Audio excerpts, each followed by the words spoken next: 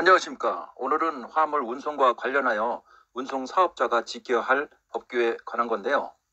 첫 번째는 화물 자동차 운수 사업법 제12조 운수 종사자의 준수 사항을 말씀드리겠습니다. 화물 자동차 운송 사업에 종사하는 운송 종사자의 금지 사항은 다음과 같습니다. 1. 정당한 사유 없이 화물을 중도에서 내리게 하는 행위. 뭐 이런 일이야 있겠습니까? 두 번째, 정당한 이유 없이 화물 운송을 거부하는 행위. 이건 화물량이 많다던가 무게가 너무 과정하다던가 오다 받았을 때의 내용과 실물이 다를 경우 운송을 거부할 수도 있겠죠. 그 다음에 세 번째는 부당한 요금을 요구하거나 받는 행위입니다. 화물이 오다를 받았을 때보다 과중하거나 일이 추가된 경우 외에는 당연히 오다를 받은 대로 운임을 받아야 하겠죠. 다음은 화주와 운송 주선업자의 과중한 짐이나 적재 부적합 오다에 대한 대처와 화물의 운송 책임에 대해서 말씀드려 보겠습니다. 도로교통법 제39조 1항에는 화물 자동차의 적재 중량은 구조 및 성능에 따르는 적재 중량의 110% 이내일 것으로 규정하고 있어 이를 위반한 운전자는 범칙금 4 내지 5만 원 및 운전면허 행정처분 벌점 15점으로 처벌될 수 있습니다. 법 규정은 이러한데 현장에서는 사실 1톤인 경우 110%면 1톤 100인데 이걸 지키는 화주나 알선서는 없다고 봐야죠. 저 같은 경우 1톤 500까지는 실는데 이것저것 가리면 일을 할 수가 없습니다. 다음은 화물 자동차 운수 사업법 제26조 운송 주선 사업자의 준수 사항인데요. 운송 주선 사업자는 운송 사업자에게 화물의 종류, 무게 및 부피 등을 거짓으로 통보하거나 기준을 위반한 화물의 운송을 주선해서는 안 된다고 규정하고 이를 위반한 주선 사업자는 영업정지 10일, 과징금 60만 원, 과태료 100만 원으로 처벌하므로 과적을 강요한 경우 시군 교통과 등 관계기관에 신고할 수 있습니다. 운송 사업자에 대한 행정처분의 세부 기준. 화물 자동차 운수 사업법 제21조 14호에는 차 내 화물 운송 종사자 자격 증명을 게시하지 않고 운행한 경우 위반 차량은 운행정지 10일, 과징금 5만 원이 부과되는데요. 택시에 보면 택시 종사자 자격 증명이 게시되어 있는 것과 마찬가지로 화물차도 종사자 자격 증명을 분명히 게시하게 되어 있습니다. 다음은 제27조 관련 운송 사업자에 대한 행정처분의 세부 기준입니다. 첫 번째는 적재한 화물의 이탈을 방지하기 위한 덮개, 포장, 고정 장치 등을 하지 않고 운행한 경우 1차 위반 차량 운행정지 15일, 2차 위반 차량 운행정지 20일, 3차 위반 차량 운행정지 30일로 강한 처벌 규정이 있으며 안전을 고려해서라도 잘 챙기셔야 할 것 같습니다.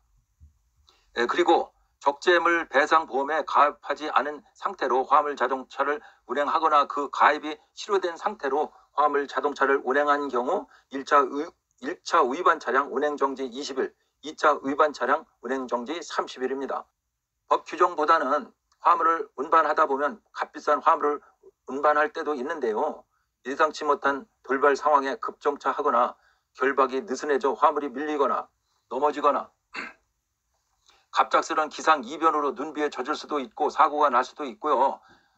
이게 1년 보험료가 보통 10만 원 내니까 보험을 가입하는 게 안심하고 운행할 수 있으니 되도록이면 적재물 배상 보험에 가입하시는 게 좋을 것 같습니다. 다음은 명칭 대칭에 대해서인데요. 1톤 이하는 용달화물, 1톤 초과 5톤 미만은 개별화물, 5톤 이상 그 이상은 일반 화물로 지금도 통상적으로 이런 명칭으로 쓰고 있는데요. 2019년 7월부터는 명칭을 개칭했는데요. 1.5톤 이하는 개인 화물 소형, 1.5톤 초과 5톤 이하는 개인 화물 중형.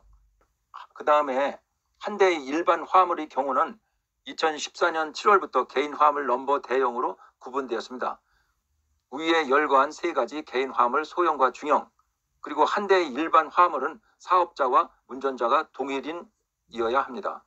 다음은 지입차에 관한 건데요. 주로 본인의 차를 가지고 운수회사에 소속해서 일하는 걸 말하는데요. 넘버는 본인 것일 수도 있고 운수회사 소속 넘버가 있을 수 있는데요. 개인 화물차 소형과 중형은 탑차, 냉동 탑차 등이 많고 운수회사 트럭 5톤 이상의 일반 화물로 운수회사 소속의 넘버입니다.